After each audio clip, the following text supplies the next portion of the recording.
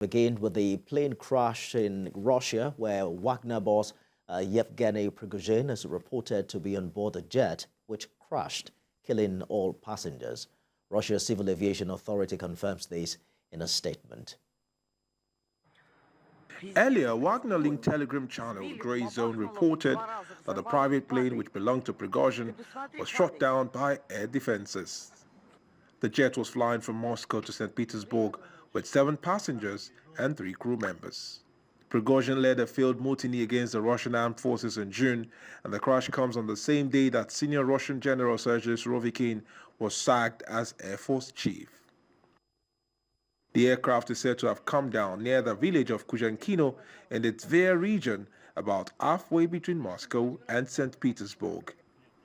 Grey Zone said local residents heard 2 bangs before the crash and saw 2 vapor trails. TASS news agency said the plane, an Embraer Legacy belonging to Prigozhin, caught fire on hitting the ground. The aircraft had been in the air for less than half an hour, it added. An investigation has been launched into the crash, and emergency services are searching the scene. Another news agency, RIA, said 8 bodies had been recovered. The Wagner Group had been linked to the junta government in Niger Republic.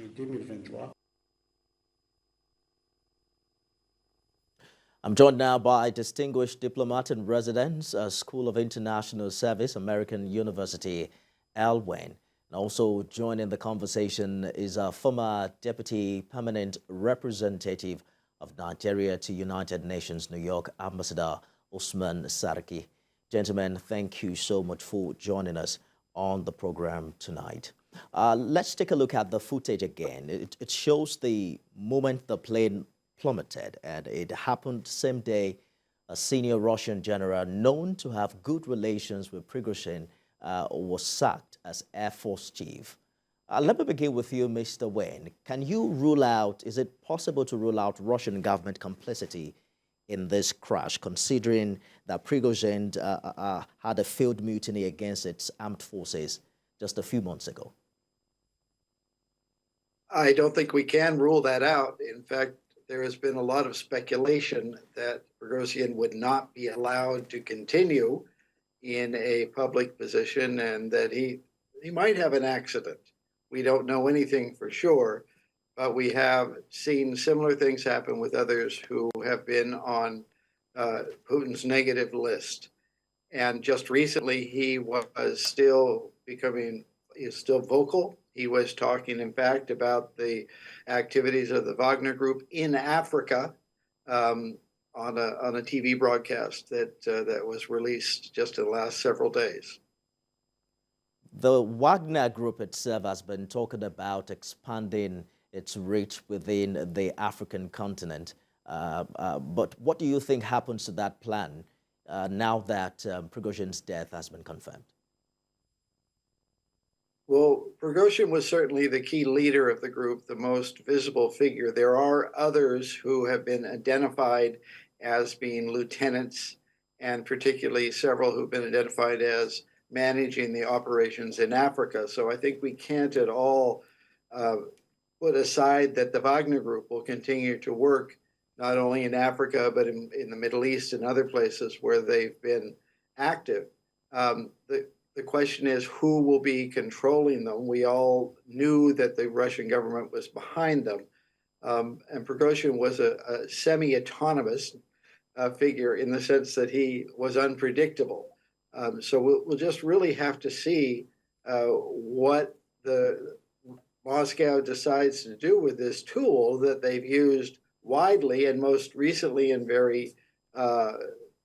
with a lot of violence in Ukraine, where the Wagner Group were really some of the stormtroopers for the Russian forces moving against the Ukrainians. Ambassador, the mutiny in June was about weakening the position, has always been talked about, weakening Russia's influence in Ukraine. What is the implication of this latest development, particularly when we talk about Putin's perception in Russia and its ongoing war in Ukraine? Thank you very much for having me on your program. This is very a dangerous situation, very murky, dark, uncertain situation. We are talking about cross currents of state interest, non-state actors, and economic fortunes involved, huge economic interests involved in the Wagner setup, particularly in their operations in Africa. And we have seen how they were employed in Ukraine, especially in the Bakhmut operations, where the Wagner Group was used as a spearhead, as a shock troop ahead of the Russian army to take territories, particularly in the urban areas. And I think that operation led to some ill feelings between the mercenary group and the regular Russian forces, which led to Mr. Prigozhin himself accusing the Russian generals, particularly Sergei Shoigu, the defense minister, of ineptitude, incapacity, and lack of drive to take that particular enclave. And in June, we saw how they revolted against their master, against the hand that fed them, to take on the Russian army, and in particular, by extension, to take on President Putin. And I think since that time, his doom was sealed, actually, his fate was sealed. We knew that sooner or later, such an outcome will happen, and that he will be targeted for elimination. But at this time, we don't know the details. They are just coming out afresh. We don't know who did it or why. But there is a supposition that either a projectile, like a surface-to-air missile, or an onboard explosive, like a bomb, brought down the airplane. That really led to the deaths of everybody. But the wider implications in terms of the Ukraine war is that the Ukrainians will be very happy. One enemy less tonight. And here in Africa, for us also, we should look at the situation in the larger context of the operations of irregular forces in our continent. Any African country that admits mercenaries to operate on its soil is violating the Mercenaries Convention of the Organization of African Union that came into effect in 1977 and ratified, I think, in 1979, and also against the UN Convention against the use of mercenaries. So our governments should wake up to this danger. This is new, an existential threat, and possibly a force that will destabilize entire regions in the continent, because we don't have the capacity to deal with this kind of forces.